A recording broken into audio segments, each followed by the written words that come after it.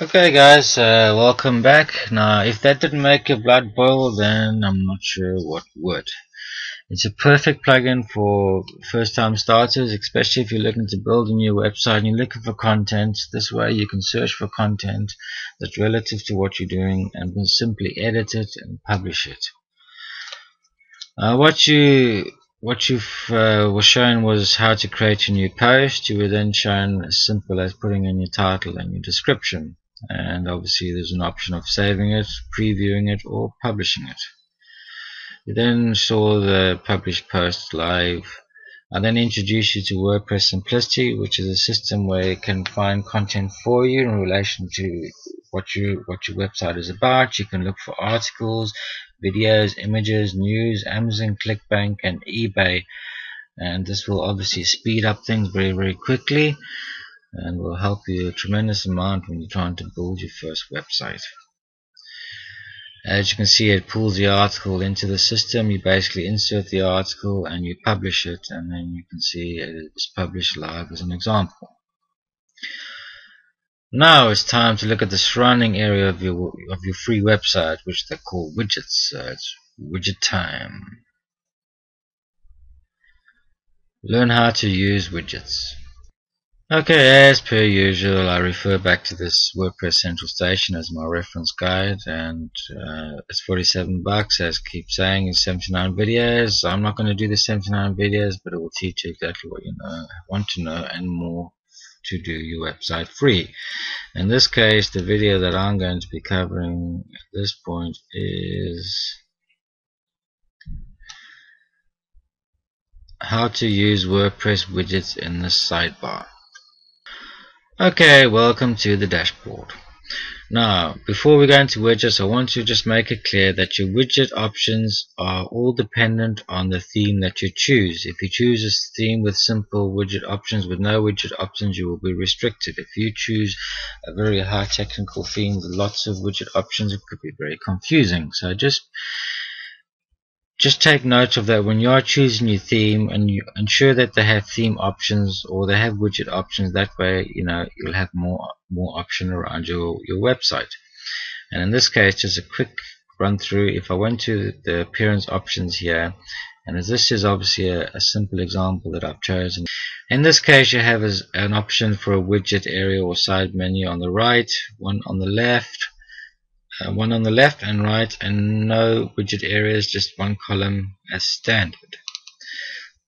Before I go into the widget which is in your appearance area here, as you can see, I just want to go to WordPress Simplicity one more time. Okay, so you've seen this in action before. We'll cover the plugin things a little bit later, just briefly, and then in the next video we'll go in more depth with that. We've talked about the add pages feature as well. It creates your page automatically. Now this is another feature as well, which is an add sidebar feature, and you simply just reset and just update it. And what will happen is when you go to your website and you refresh, it will put the widgets in place for you, which is pretty handy. So you can see that there's another benefit of it. And we go back to widgets, which is in appearance here, and we go to the widget area. These will be your widgets. Okay, now on the menu option, I said before, there is these sidebar options. We have the main menu sidebar, which is the one on the left, and then we have categories, pages, and recent posts. Now if we want to move things around, we can just simply drag them out of the box and drag them straight out of the box, and just say the only thing that I want displayed in there is recent posts, for example. And say for example I want to change this one around, and I want to put this one on the right hand side, and I want to move this up to the top. I can do it that way. I can put a calendar below there. The themes will be depending on the amounts of widget options you have, and you can pull it in here, which means you can use it later. For example, I have one here that I've already set up as a demonstration. So if I pull that into the main box and I put that at the top there, which is supposed to be on the left, and I go back to the website now and I refresh the page, you can see now that I've pulled my own image and text in, which I obviously made beforehand, and then below that is my recent post, and that's the calendar that I put in there. So depending on the theme and depending on how complex the widget areas are, this is how it works. And as I say, if you want to use it later, if you bring it into the active side of things and put it in there. Now once you start having categories, then obviously you can pull in categories and things like that. You can create custom menus. So there's a lot of stuff you can do with widgets. Okay, so basically in a nutshell, your widgets are your surrounding areas. Some widget areas have themes above the header, which is this area here, sometimes below the menu bars, sometimes on the bottom of pages, sometimes they have double-sided widget areas. So when you are selecting a theme, just keep that in mind, but at the same time don't go mad and get something very, very complicated. This is the one that comes standard with WordPress Simplicity System, and all you simply do is you put your information in there and change the links. As you know now, it's just a matter of moving them around up and down. It's just drop and drag system. That's how the widgets work. It's not very, very complicated at all. What I'm going to do first of all, I'm just going to go to wordpress.org here. There is an option here of widgets. As you can see, there's a lot of widget options, and you can go through all these widget options. Basically what you've got to do is the same procedure as you would with a theme or with a plugin. Download it and then upload it back up to your computer, but I'm not going to go into depth for that because you've already seen that in the previous videos.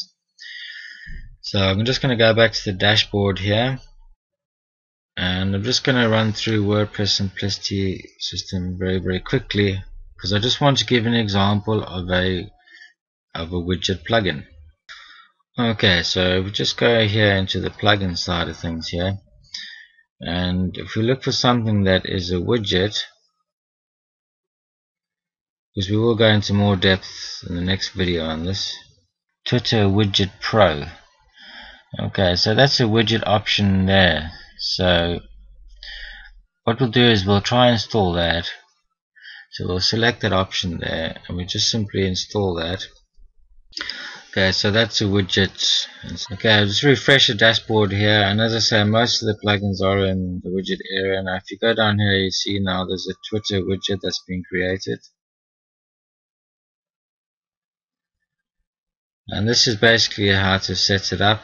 When you put in your Twitter user, this is just a quick example. Simply update, and then if you go now if you go to the widget area now, through the appearance side of things here, where the widgets are, and now a Twitter Pro widget here. Okay, so if we drag a Twitter Pro widget into the widget area, so let's put it under recent post. Okay, and then you obviously put in your username, give the feed a title. Okay, and then how many items you want to display, and and there's a couple other settings you can play with. Just simply save it. Then when you go back to the website and you refresh it,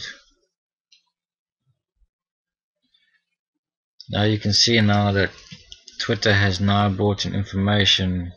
That's one of the widget options. I just wanted to give you a widget option as an example, as a plugin. That's all I wanted to do on this case.